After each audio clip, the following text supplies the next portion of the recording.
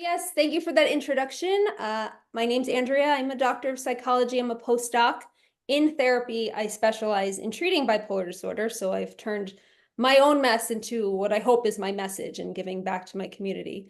I've created a self-stigma program that's being used kind of all over the world. It's pretty cool. But again, above all, I have lived with bipolar for 25 years, and that is my primary credential here. So today we're going to do a quick dive into self-stigma. This may be of interest to you if a couple of things. If you feel embarrassed about having bipolar, I encounter so many people who feel embarrassed about this diagnosis. I encounter so many people who carry a sense of shame about themselves due to the diagnosis. If you're having any low self-esteem, these things might all be coming from self-stigma in your bipolar disorder.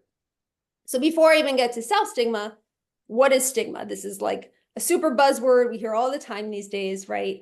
It's academically, its first definition was an attribute that is deeply discrediting, right? An attribute that's deeply discrediting. So stigma can be understood as the negative beliefs held about a certain group due to a difference in those people. For example, I have red hair. There's the example stigma that redheads or gingers, as you would call them in the UK, have bad tempers. I can neither confirm nor deny. But this is a stigma. I use this as a joke because it's kind of lighthearted.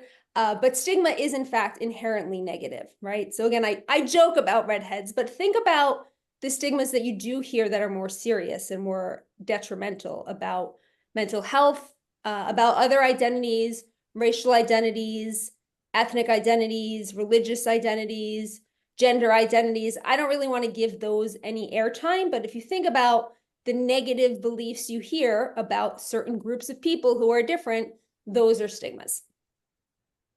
So stigmas surrounding bipolar disorder, okay, what have we heard? Some really common ones that I've heard, that I hear a lot. People with bipolar are unreliable, they're dangerous, they're overly emotional, they can't live productive, meaningful lives. And like as I'm saying these, they probably sound ridiculous, but take a moment to reflect if you've ever been directly or indirectly fed these messages. And consider how they have now, or even in the past, made you feel about yourself. And if it seems you have a really great community here in the Rotary eClub, think about other people you know and their experience of this as well. So all of that brings us to self-stigma. So stigma are the negative beliefs we hold about a group of people who are different.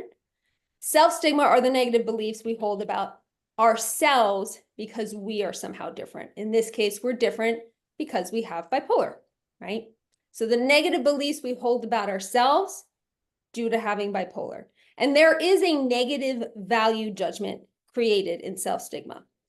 Counterexample, there's a stereotype, which is different from a stigma. There's a stereotype that people with bipolar disorder are more creative. There is actually some decent research backing this up. That's not a stigma because it's not a bad thing, right? Saying someone with bipolar disorder is dangerous or unreliable, that's a stigma, it's a bad thing. So if someone with bipolar is feeling that they're dangerous or unreliable, that's self-stigma. Those are the negative beliefs I hold about myself because I have bipolar, just because of that.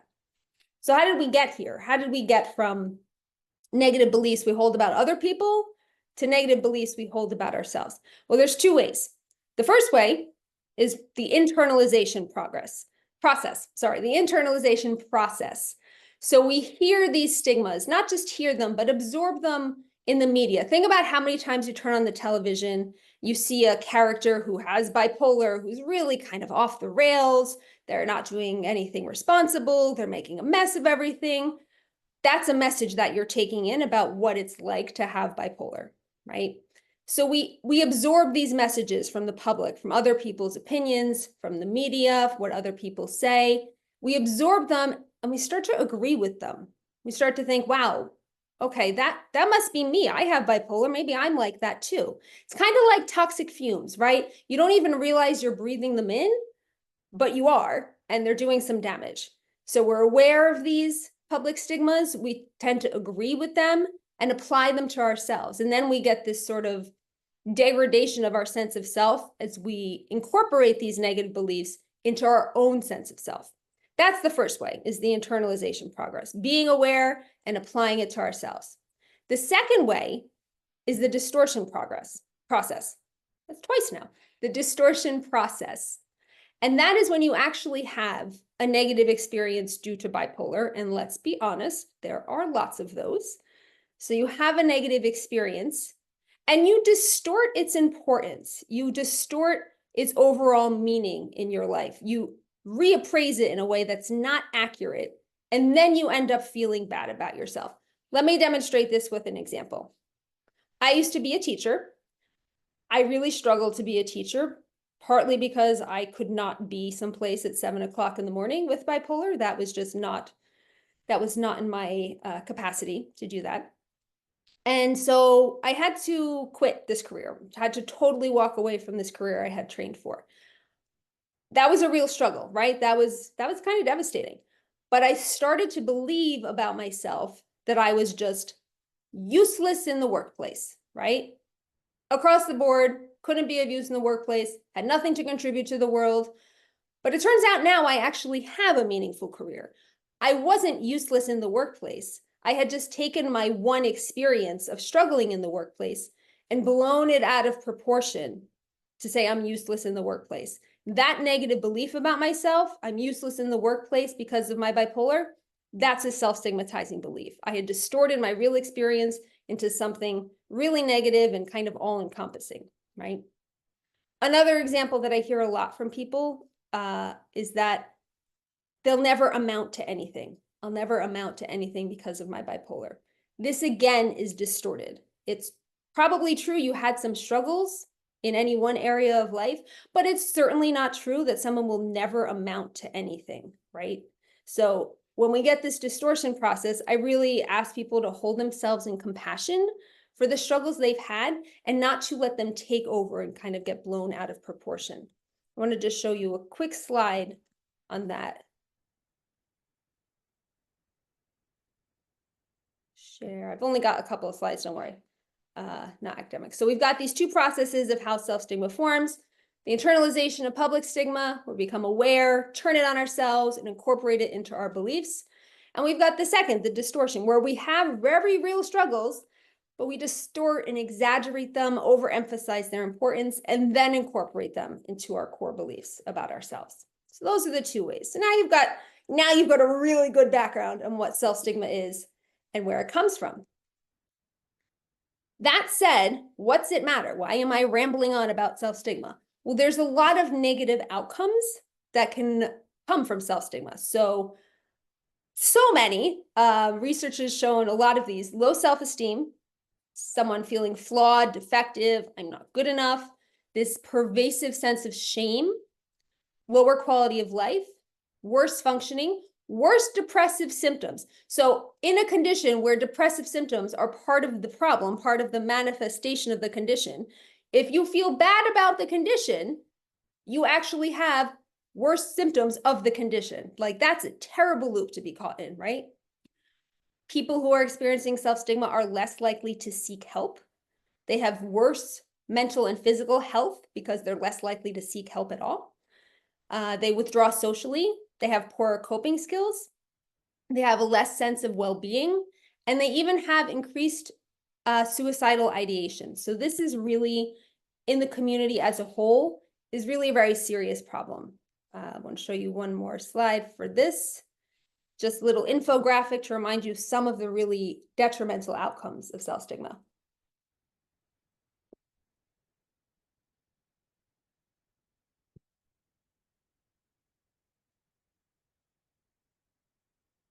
So some real life manifestations of these outcomes, people not getting help. That's a really big one. I've seen individuals who've taken my group program, people who have episodes, and instead of explaining at their job what happened so they can get the help they need, they just quit their job and get a new job. I've seen this happen. I've also seen people hiding their diagnosis from their family because they're too ashamed, but then they don't get the support they need from their family, right? And even one step further, people being so ashamed of their symptoms that they don't get the help they need from a professional. So if you don't get treatment, you continue to suffer. So here we are again in this loop where self-stigma is actually making the condition that much worse, giving you more symptoms and preventing you from getting the help that you need and deserve. Just a word about shame, right? Excuse me.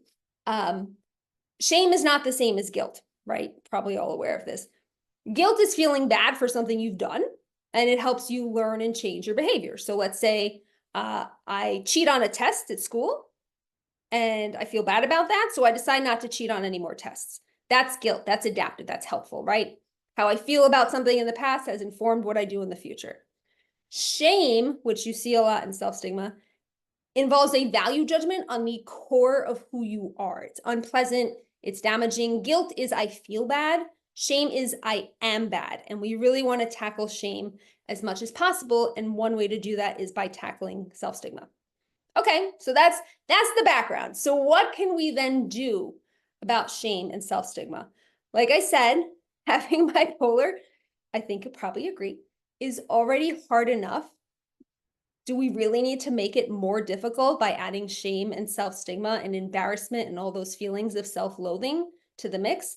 I say no. So I created this program to address self-stigma, specifically in bipolar. I'll give you the website later. And I'm actually turning it into a workbook. But don't worry, this is not a book pitch because the book is not written yet. It's not due out until 2026. But in the future, it will be a workbook people can take home and work through these feelings on their own. But what can we do about it now? I want to walk you through a few techniques. One of the first things I always talk about with people is language. Now, as a side note, I fully respect, I'm not here to police language. How people talk about their experiences and their condition is 100% their choice, and I respect that. I encourage people to examine the language choice between I am bipolar and I have bipolar. And this is such a simple thing that people can do.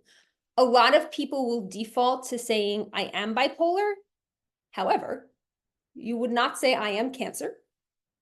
You would not say I am broken leg or I am arthritis. No, you would say I have those things. This is what we call person first language because it puts the person first.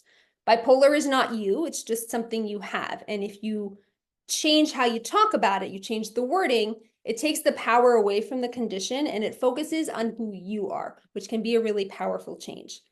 Again, I have met people who prefer to say I am bipolar, and that's fine, but this choice should be made with intention, right? The language you use impacts how you think, which impacts how you feel. So it's really quite powerful. So think about that, the language that you choose to use. The second thing we can do is to challenge and reframe some of these thoughts we're having, right?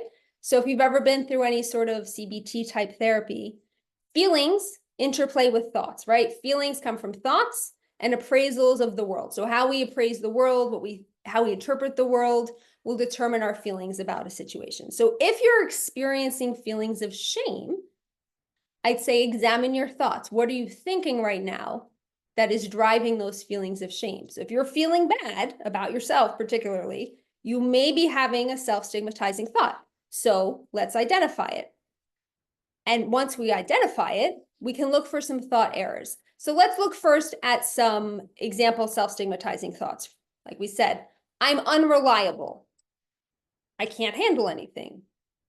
I'm difficult to love.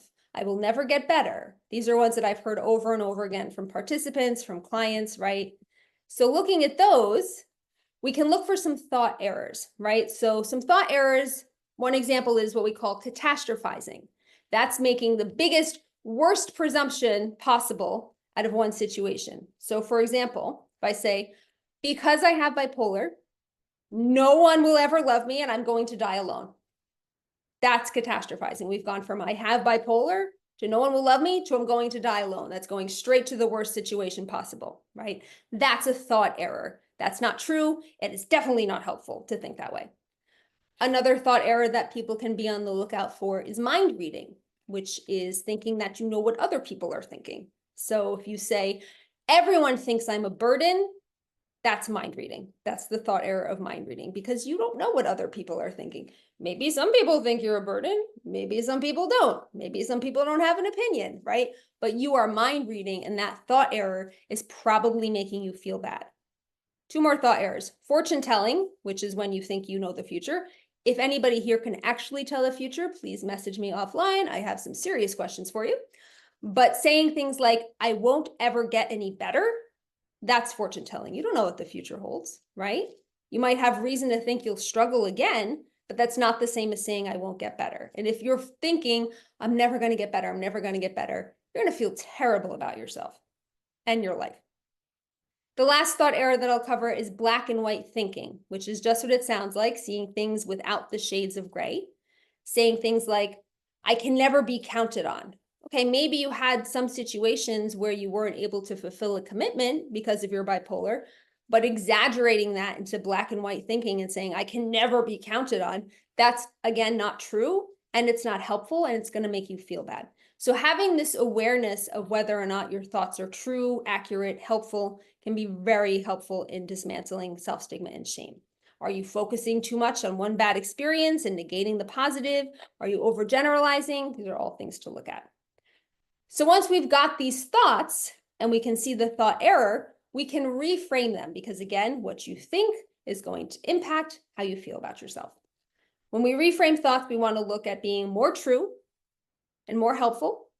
We want to be less judgmental and more self-compassionate. And we really want to account for nuance in experiences. This is one of the most powerful things you can do, I think, in life in general, but definitely in bipolar, is to see the nuance in experiences. Remember when I said, I'm useless in the workplace because I can't be a teacher? I did not see the nuance in that experience, and I felt terrible as a result, right? Now I see the nuance. I can say, teaching was not a good fit for me, but being a therapist is a good fit for me. I'm not useless in the workplace. So again, how and what you think, what happens in your head, will impact how you feel. And we do have some agency over this. Thereby, we have some impact on how we feel about ourselves. Okay, so we've looked at these self-stigmatizing thoughts. We've looked at the thought errors that might be happening in them. Let's do some reframing. So one self-stigmatizing thought, I'm unreliable. A reframe that's more true, more helpful, more self-compassionate, and sees nuance might be, sometimes I'm able to keep commitments, and sometimes I struggle, but I always try my best. You see the difference in feeling that gives? If you're saying, I'm unreliable, I'm unreliable, I'm unreliable, you feel terrible about yourself, right? And you're not going to try and do new things. If you're saying to yourself, sometimes I'm able to keep commitments, sometimes I struggle, but I always try my best, that totally changes your self-view. That totally changes your self-concept. Another one, I can't handle anything. That's a self-stigmatizing thought. I have bipolar, I can't handle anything. A way to reframe that might be, I have overcome many obstacles. Another way might be, sometimes I have to work harder than others to regulate my reactions. Okay, so there's a couple of ways we could reframe this. Let's do two more reframes. People often say, if they have bipolar, I'm difficult to love. I'm difficult to love. Hold on a second.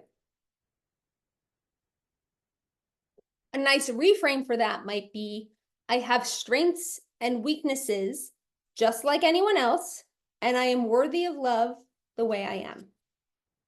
I hope you can feel the difference in how those resonate with you personally. And one last one, I will never get better. These are the ones I hear a lot. I have bipolar, I will never get better.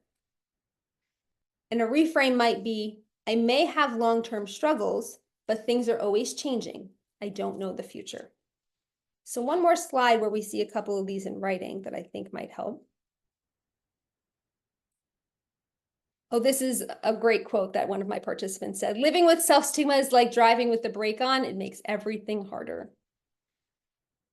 So here are a review of working with your self-stigmatizing thoughts, examining them, identifying thought errors like catastrophizing, etc., reframing your thoughts, make them more true, more helpful, be non-judgmental, show self-compassion, account for nuance. These are all very powerful choices you can make. And then we have some reframes. I'll never amount to anything. My condition may change the course of my life, but there's plenty I can do and accomplish. Or if you're thinking I am unreliable, a reframe might be, sometimes I'm able to keep commitments and sometimes I struggle, but I always try my best.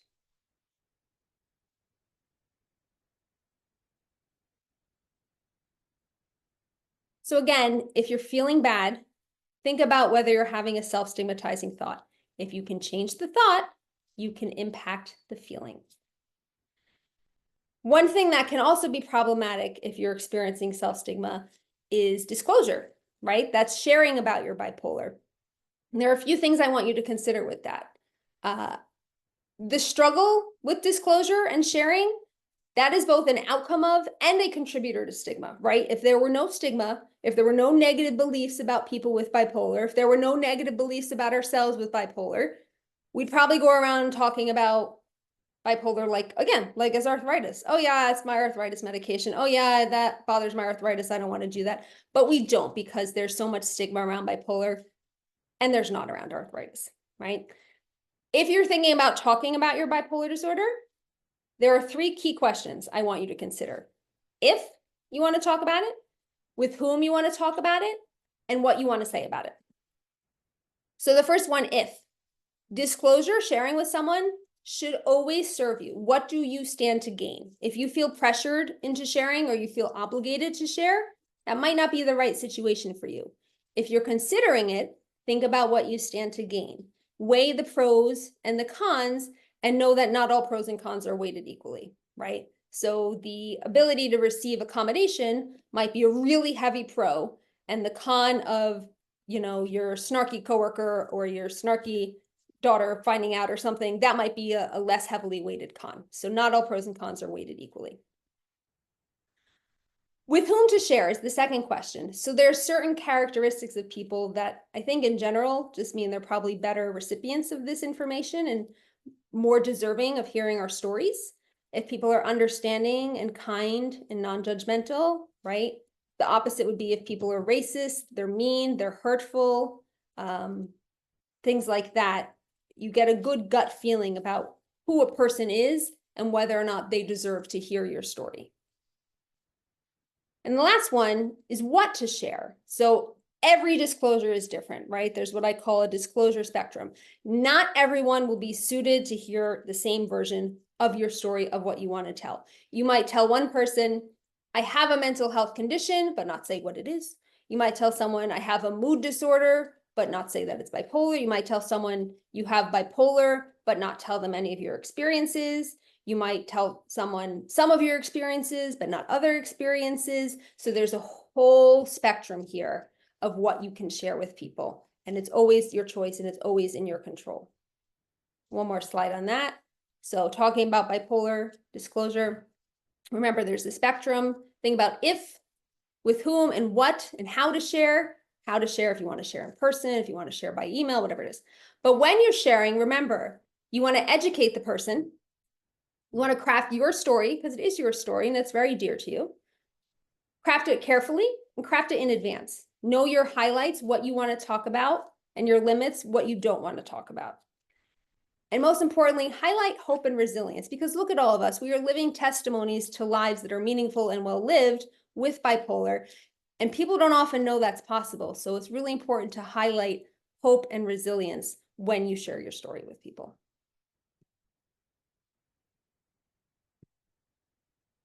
This is a really brief overview. If you do want to learn more about self-stigma, there's some resources on my website. You can sign up for the mailing list, which, by the way, I won't use until the workbook comes out and I mail everybody about the workbook. But maybe someone could throw it in the chat. It's ossibd.com.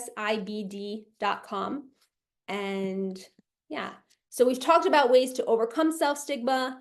A word about battling stigma itself, public stigma. One way to do that is to educate people, is to tell your story. You have a stigma busting superpower in your story.